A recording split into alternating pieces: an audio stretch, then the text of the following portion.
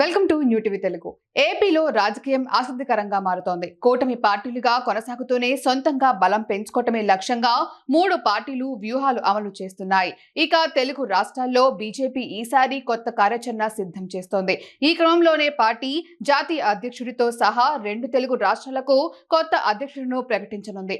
ఇక కేంద్ర మంత్రివర్గ విస్తరణ దిశగా కసరత్తు జరుగుతోంది. దీంతో ఏపీ నుంచి ఒకరికి అవకాశం దక్కనున్నట్లు తెలుస్తోంది. ఇక సాయిరెడ్డి స్థానంలో రాజ్యసభకు బీజేపీ అభ్యర్థిగా ఎంపిక కానున్నారు. ఈ సమయంలో అమిత్ షాతో చంద్రబాబు భేటీ కీలకంగా మారుతోంది.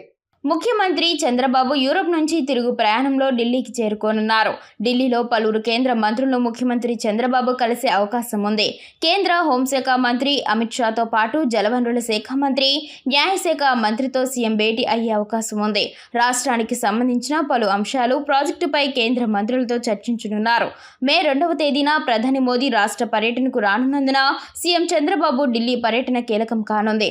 అయితే అమిత్ షాతో భేటీ వేళ రాజకీయ చర్యలు కీలకంగా మారనున్నాయి. కేంద్రంలో మంత్రివర్గ విస్తరణ దిశగా కసరత్తు జరుగుతోంది. దీనికి ముందే ఏపీ నుంచి రాజ్యసభకు వైసీపీ మాజీ నేత సాయిరెడ్డి స్థానంలో బీజేపీ ఈ సీటు తీసుకోవాలని నిర్ణయించింది. తమ పార్టీ అభ్యర్థి గురించి చంద్రబాబుకు షా స్పష్టత ఇచ్చే అవకాశం కనిపిస్తోంది. ఇప్పుడు చంద్రబాబు పర్యటన వేళ ఏపీ నుంచి రాజ్యసభ అభ్యర్థితో పాటుగా కేంద్ర మంత్రిగా అవకాశం ఎవరికి ఇవ్వాలనే అంశంపైన చర్చించి తుది నిర్ణయం తీసుకోనున్నారు. ఏపీ నుంచి టీడీపీకి చెందిన 2, బీజేపీ నుంచి 1 కేంద్ర మంత్రివర్గంలో ఉన్నారు. కాగా జనసేనకు కేంద్ర మంత్రివర్గంలో అవకాశం దక్కలేదు.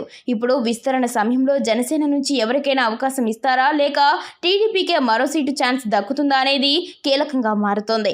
ఈ క్రమంలో ఏపీ కేంద్రంగా చంద్రబాబుతో చర్చల వేళ బీజేపీ నాయకత్వం కీలక నిర్ణయాలు తీసుకునే అవకాశం కనిపిస్తోంది.